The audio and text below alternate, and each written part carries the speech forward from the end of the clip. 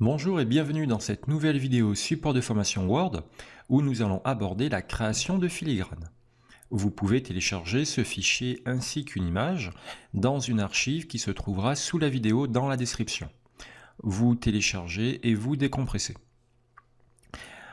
Ok, alors les filigranes sont la plupart du temps du texte. Ça peut être également une image, mais c'est souvent du texte.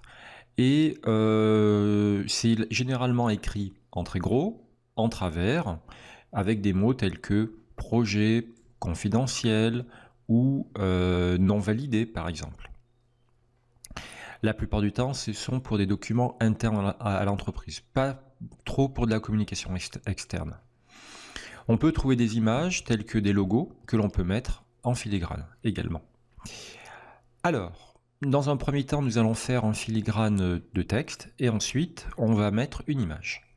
Alors, je vais faire un tour dans Création et dans Filigrane. Là, Word me propose des exemples. Bon, ben c'est très bien, mais c'est pas du tout ce que je veux.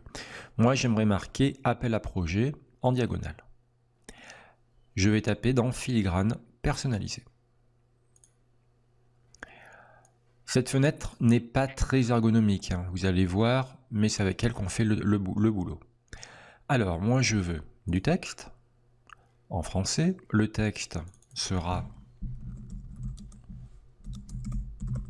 appel à projet, la police calibri, la taille en automatique, la couleur en automatique, je n'y touche pas. Et je le veux en diagonale. Parfait. Et bien là, il me suffit de faire appliquer. Et de suite, je vois le filigrane qui apparaît derrière. Bien entendu que si je prends une couleur beaucoup plus foncée, je le verrai beaucoup mieux. Allez, je le laisse en gris tel qu'il était. Voilà. Alors cette fenêtre n'a pas de bouton validé qui va également fermer la fenêtre, hein. Il y a appliquer ou il y a fermer. Donc l'ergonomie ici est pas top. Vous faites vos modifs, vous faites appliquer et ensuite vous fermez. Ok, alors qu'est-ce que Word m'a fait? Le filigrane est sur toutes les pages. Eh bien en fait le filigrane est dans l'entête. Si je rentre dans une entête, je double-clique dans l'entête, je peux sélectionner le filigrane. Voilà, je clique dessus et regardez ce qui apparaît ici, outils WordArt. En d'autres termes, quand vous faites création filigrane, filigrane de texte, Word vous crée un WordArt automatiquement qui mettra en en-tête. Donc, vu que c'est un WordArt, vous pouvez ici modifier entièrement votre filigrane si vous voulez. Voilà. Bon, ce serait un peu idiot de le faire comme ça, hein. Allez, marche arrière. Je vais le laisser tel quel, mais vous pouvez éventuellement le déplacer, l'élargir, le rétrécir. Ici, lui donner un autre angle.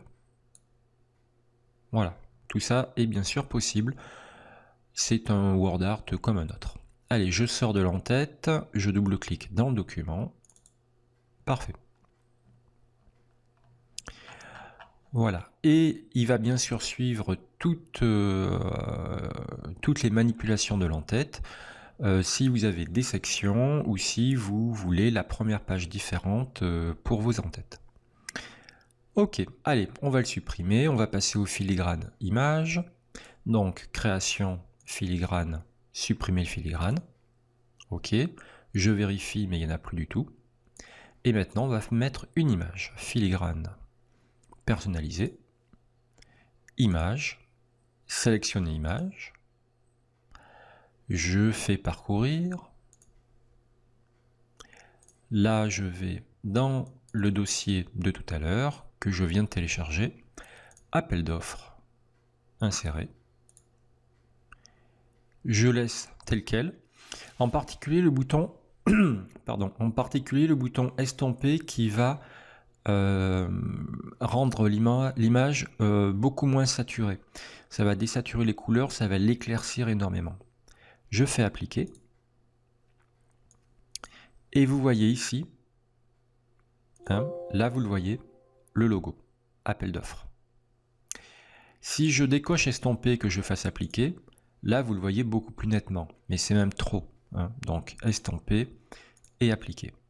Je fais fermer. Si je veux le déplacer ou le modifier, je peux tout à fait double-cliquer dans l'entête. Voilà. Là, j'ai bien outil image qui apparaît. Voilà. Éventuellement, je peux retravailler ensuite la luminosité si je veux, ou le contraste. Voilà. J'ai encore toutes les options possibles sur les images de disponibles ici. Ok. Allez, je sors de l'entête. Voilà, bah écoutez, c'est pas plus compliqué que ça de mettre un filigrane. Il faut simplement être vigilant pour que le filigrane, que ce soit du texte ou une image, ne rende pas difficile la lecture du texte qui se trouve par-dessus. Voilà, c'est pour ça qu'il faut vraiment faire des choses assez claires. Voilà, bah écoutez, si vous avez réussi cette petite vidéo, je vous dis bravo et à bientôt.